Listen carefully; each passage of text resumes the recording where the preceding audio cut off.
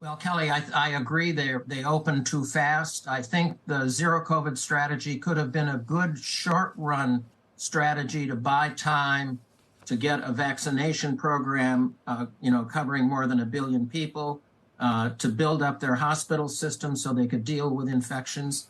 But they stayed with zero COVID way too long, and they didn't take advantage of that period to do the vaccinations and build up their medical system.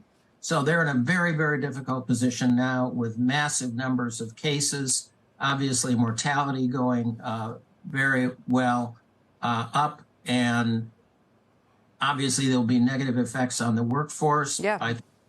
A weak recovery in 2023.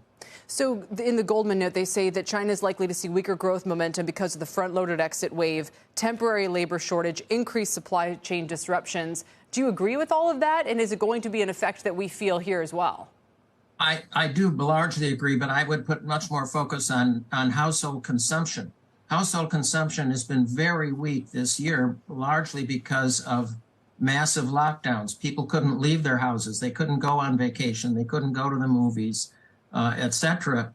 And now they don't want to leave their houses because they're afraid they're going to get the disease. So I think consumer spending will continue to be very, very weak, and that will be a problem. I think that'll be a bigger problem than the disruptions of the labor force having an adverse impact. Wow.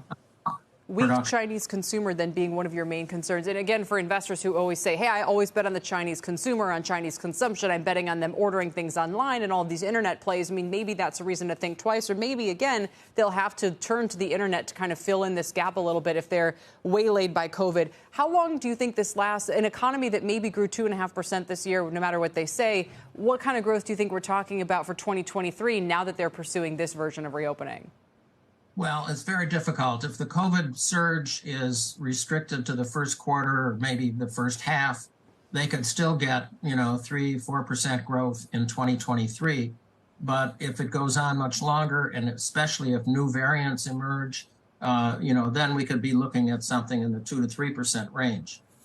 Which would be a huge disappointment. There are a lot of things from global economies to stock markets, bond yields, exposed stocks that are rallying on excitement over this reopening. Nicholas, what would you say to those investors? Do you think that's correct, that this will be a big year in terms of an economic boost coming from China, or are we getting our hopes up too much? Well, I would be a little bit on the skeptical side. Yes, some stocks have surged largely because of policy changes with respect to platform companies. But, long-term Chinese stocks have been a very poor investment, substantially underperforming U.S. markets and markets of most other countries. So they're up a bit now, but over time, the returns on the Chinese market have been down substantially. Yeah, maybe we can show a 10-year chart, for instance, of the Shanghai Composite. It will illustrate what you're talking about. So you're concerned about the Chinese consumer and some weakness there into next year. For those in the U.S. who are wondering about whether this will disrupt global supply chains all over again, affecting all kinds of businesses, consumers, and inflation, do you think we're likely to see that effect? Well, I'm not sure that will happen. China's export growth during the 3 years of the pandemic has been relatively strong, stronger than most other countries. So they've continued to supply a very large quantity of goods to the international market. And we read about, companies that are having trouble producing in China. But remember, China's a huge country and not every place gets locked down all at once. So China actually was a very strong supplier to the international market over the last 3 years, even though they had significant shutdowns and close downs.